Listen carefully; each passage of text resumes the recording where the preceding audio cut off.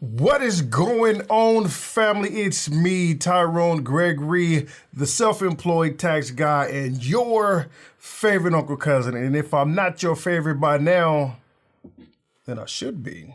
And if I'm not your favorite uncle cousin because you are new to the channel, then I welcome you.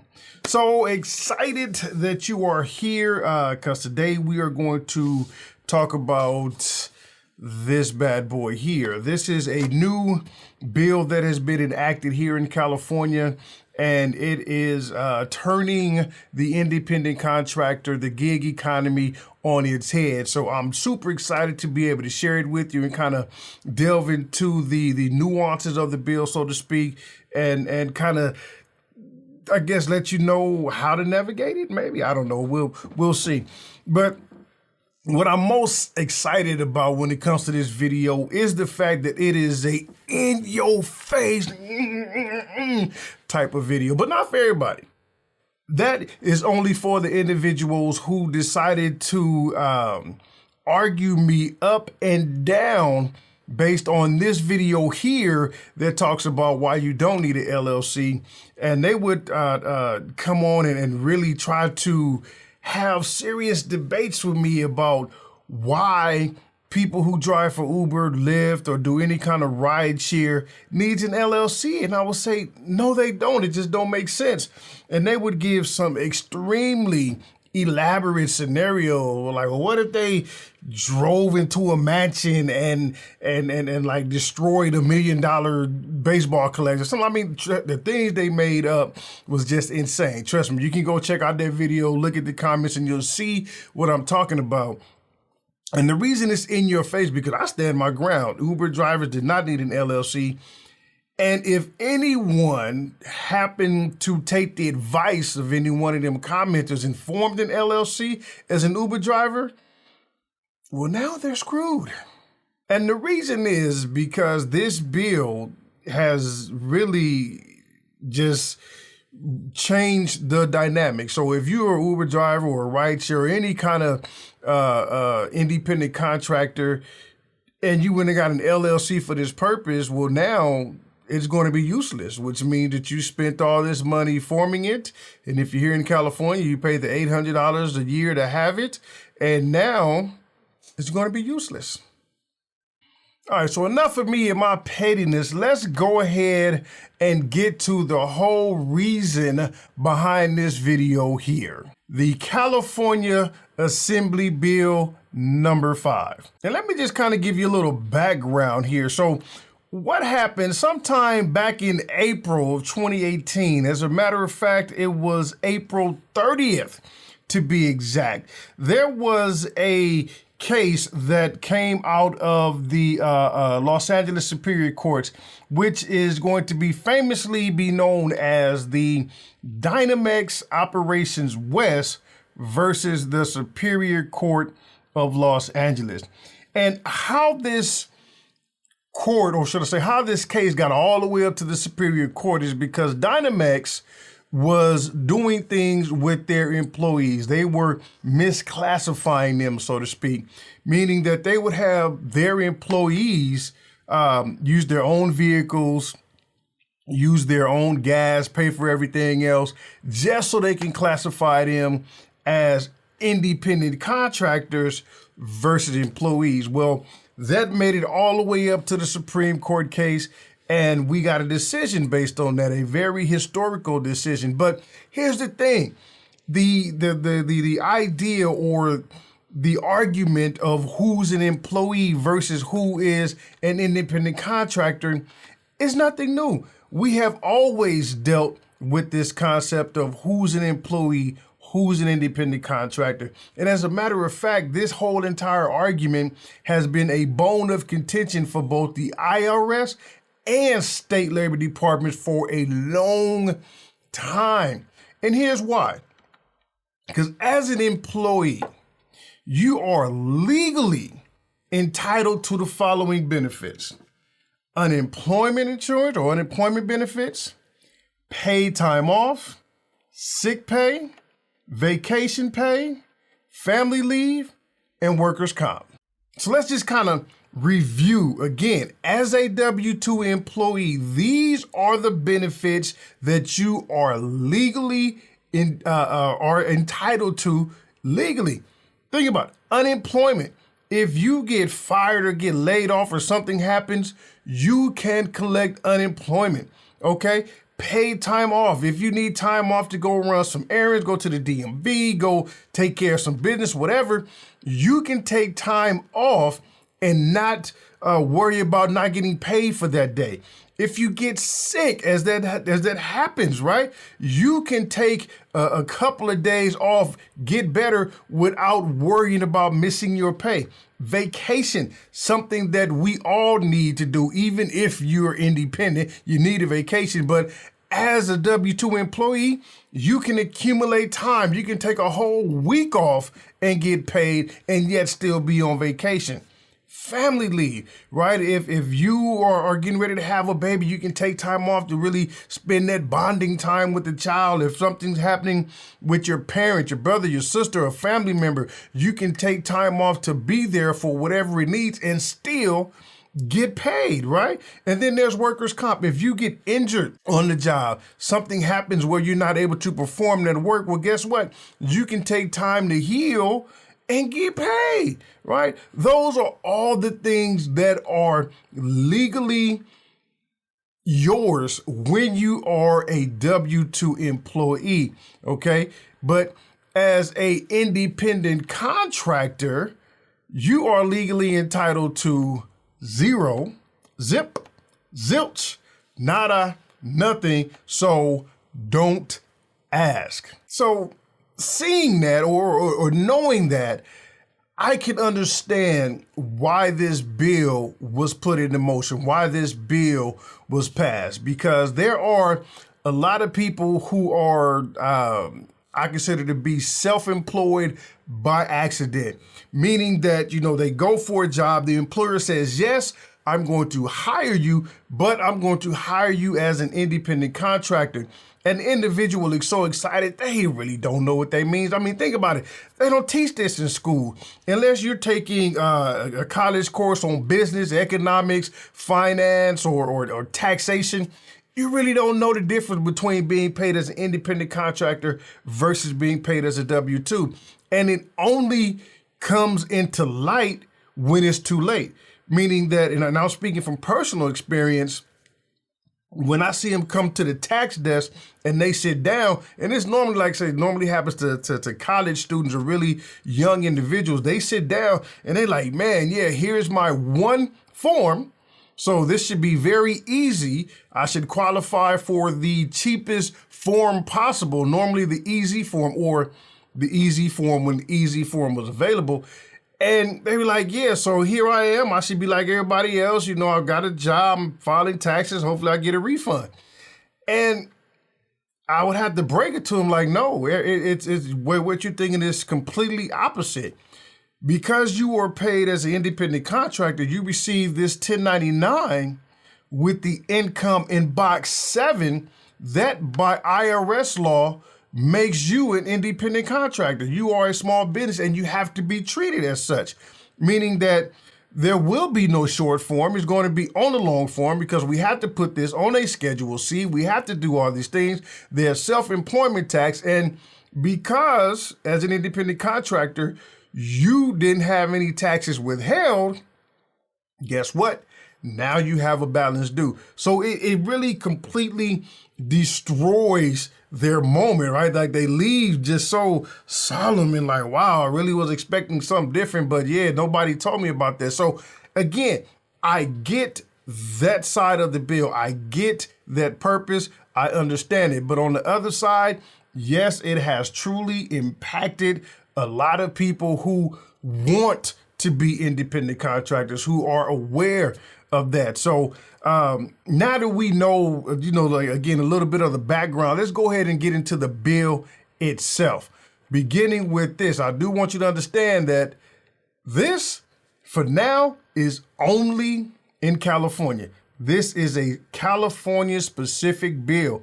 However, just like the Wayfair versus South Dakota, how that particular case has now spread across all 50 states when it comes to dealing with sales tax.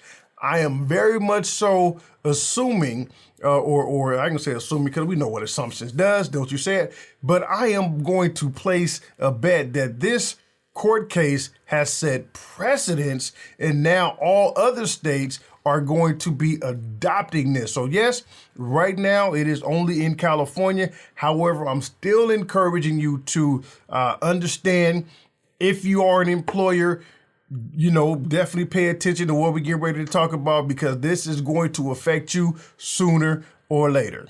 All right, so let's go ahead and take a look at this bill. As we can see here, it's about 11 pages long. If you want to print it out, I went directly to the California Legislative Information website where I pulled it directly from them. And if you choose to print it out as a PDF, this is how it prints. Again, 11 pages long. And it's not bad of a read. I've highlighted a few things there, but it pretty much, like I said, explains everything in detail. I'm not going to go through the entire bill. This is just going to be a summary, because I want us to understand, one, what was the purpose of the bill, what part of the bill is going to really be the impactful part, and the exception. So as we can see here, it was approved by our governor on September 18th, 2019, 2 days before my birthday. And here it is, right? Starting here, I've highlighted it. This particular bill states that the existing law, now what they're talking about in the existing law, again, going back to that Dynamex case that happened back in April 2018, that case was the catalyst for what we're seeing here. So they're referring to it because that case, or should I say out of that case, was birthed what we now know as the ABC test. And that's what they're referring to here. The existing law requires a 3-part test, commonly known as the ABC test, to establish that a worker is an independent contractor for those purposes. Let's understand that verbiage right there. In order to be considered an independent contractor now, there's 3 tests that must be passed, okay? And based on that, that's the law. That was established by the Dynamex case back in 2018. So now here in September 2019, this is the purpose of the bill. It says this bill would state the intent of legislator to codify the decision in the Dynamex case and clarify its application. So the entire point is this bill is not to add, not to change the law, but more or less give some clarity to the law, okay? And it goes on to say that, and this is to me, the meat of it, this is the whole intent of this bill, is to say a person providing labor or services for, I'm not going to begin to try to pronounce that word, but it means to get paid, right, shall be considered an employee rather than an independent contractor, unless the hiring entity demonstrates that the person is free from the control and direction of the hiring entity in connection with the performance of the work. The person performs the work that is outside the usual course of the hiring entity's business, and the person is customarily engaged in an independently established trade, occupation, or business. That section right there is the section that changed the game. That whole part right there. And then the bottom part, of course, it says here that the bill would exempt specific occupation. So of course, as anything, there are exemptions, but like you said, this whole entire bill is based off of those exemptions. So we can see the very top part right here, that's pretty much the summary. The rest of this is all about the exemptions and definitions. So feel free to go online. You can research it. I'll make sure I put a link here in the video if you're the kind of person who like to read this kind of stuff, and you can go from there. So. All right, so now that we know a little bit of the history of as to how this came to be, and we kind of saw a little bit of the summary of the law and highlighted a few points, let's get into the actual ABCs of what this bill is enacting, right? What are these tests that they're called the ABCs? Beginning with obviously A. The first test says that the person is free from the control and direction of the hiring entity in connection with the performance of the work, both under the contract for the performance of the work and in fact. So A is simply saying they cannot have a whole lot of control over the individual, right? The only thing that they are allowed to control is the outcome of the work, right? For example, if I was an independent contractor, if I was setting myself as an independent contractor, or not the independent, but if I was the person hiring the independent contractor and I wanted them to paint this room, right, by Friday, okay, today is Monday, I want them to paint this room by Friday. The only thing that I can tell them to do is like, look, by Friday, I want this room painted blue and I don't want any paint on the trim. That is the only thing that I have power over. I can't tell them when to come into the job. I can't tell them how to dress at the job. I can't tell them what tools to use. I can't tell them to take breaks. I can't tell them to take lunch. I have no control over that individual period, with the only thing is just the outcome of the job. That is what A is saying. No control whatsoever. B, the person performs the work that is outside the usual course of the hiring entity's business. Now, in my opinion, B is the reason why it's changing the game for a lot of rideshare drivers, for Uber, Lyft, TaskRabbit, DoorDash, whomever. If you're using your own individual vehicle, of your own individual whatever to get it done, B is where it cuts that off. Think about it. It says the person performs the work that is outside the usual course of the hiring entity's business. Let's put that into perspective. You drive for Uber, Lyft, right? What is their core business? Picking people up and transporting them to places. That's the core business. So what B is saying is that as an independent contractor, they have to do work that's outside of that. Well, what else are you going to do for Uber? What else are you going to do for Lyft? What else are you going to do for these rideshare people?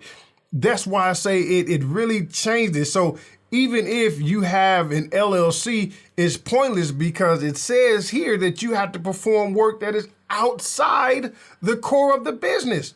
And what is that? Moving on to C. C states that the person is customarily engaged in an independently established trade, occupation, or business of the same nature as that involved in the work performed. So C is simply asking the question, are you really independent? Do you really own a business? Because if so, then you should be doing this not just with this one person, but you'll be doing it with everybody. You will have multiple customers that you are performing this service with. That's what C is asking. So let me give you an example of what C is talking about, using the example of a plumber. You know, a plumber, a real independent plumber, not somebody who works for a large firm or company, but an independent solopreneur plumber. He is going to work for each individual that he contracts, right? He is going to go to different houses, different construction sites. He is truly independent because he's not one person, right? He's not contracted with one entity and serving their customers. It's actually the reverse. He is individually serving the customers independently. He is truly independent at that point. So as we can see, those three tests make it extremely difficult for an employer to just randomly classify somebody as an independent contractor, which was the whole entire, the whole purpose, the whole intent of the California Assembly Bill number 5, just to protect the innocent. Again, I do understand that on the other side, there are individuals who are being affected adversely, but we'll kind of talk about that. But seeing that, there are exceptions to the rule. So let's go ahead and talk about the exceptions. And keep in mind, right, just kind of like we talked about the painter and the plumber, those individuals, there are certain individuals just by default have an independent status, so to speak, because they serve multiple people just as the norm in their industry. And those people are doctors, dentists, lawyers, architects, accountants, and us enrolled agents. Of course, there are many, many more. As we saw, like I said, that bill is 11 pages long. And only the first page is the summary. I do believe half of the second page is definitions. And the rest of that bill goes into explaining, okay, these are the exemptions. This what makes them exempt. So, but there is a group of individuals that I've been seeing a lot on social media. There's been a lot of concern about people who do like hair, who do manicures, barbers, and things like that. So I really want to kind of point out how some of the exception applies, like things to keep in mind here for these individuals here, the estheticians, the manicurists, the barbers, and the cosmetologists. So in order for them to maintain their independent status, here are the rules that must be met per se, right? They must set their own rate, meaning that you can't walk into the place and just pick from something that's on the menu on the board, because that belongs to the establishment, not the individual. So they have to set their own rate. They have to process their own payments, right? Perfect example. When I take my wife and my daughter to go get their feet and nails done, and I go to pay, and I guess that's why they take me, because I go to pay. Anyway, so yeah, when I go to pay, I normally go to the one cashier. There's only one cashier that takes my payment. But this is saying that as an independent, we can use the community cashier. We can't use the one person. Each individual is going to have their own point of sale system, their own POS for them to take their own payment. They can no longer use the community cashier, right? Also, this is obviously, right, they must be able to set their own hours. Nothing really complicated about that. They must have their own book of business. Again, nothing complicated about that. Must maintain their own business license, meaning that they cannot or can no longer work up under somebody else's license, right? Nothing really complicated about that. And then here's something that they may not have done that you may have to really get used to doing now. If you pay rent or booth rent or whatever it is, you're going to now have to issue a 1099 miscellaneous and report the amount that you paid in rent for the year. That amount is going to have to go in box 7 of the 1099 miscellaneous and then given to the individual that you pay rent to. So as long as those not acceptable, but so long as those rules are met, then those individuals, the estheticians, the manicurists, the barbers, and cosmetologists, or anybody else that falls within that category can still remain independent.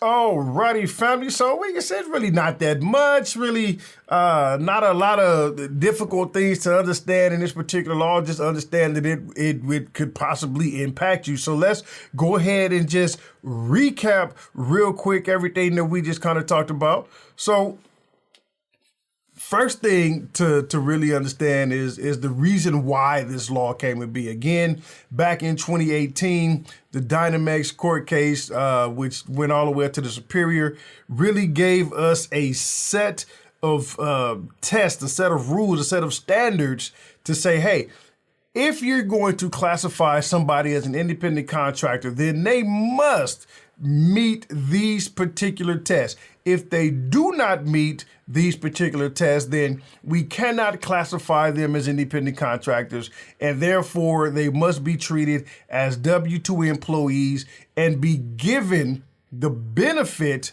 of everything that is legally entitled to a W-2 employee. So again, when as an employer, anytime you're hired, you're automatically hired as an employee.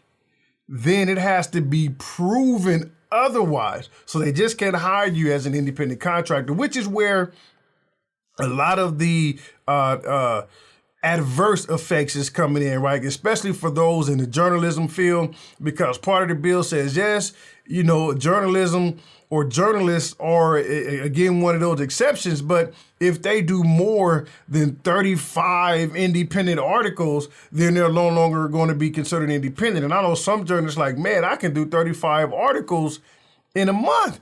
And so, but this stipulation says if we do more than 35 in a year, it's like, wow. So I can see how it is negatively impacting certain industries, right? And of course, the law is new. I'm sure there's going to be some changes as always. Every time something comes out, there's going to be adjustment. So hopefully there'll be an adjustment for that. But until then, we won't know. Just make sure that you keep your eyes peeled out. Make sure if you are an employer and you're hiring people, keep everything that we just discussed in mind, as you will be impacted by this.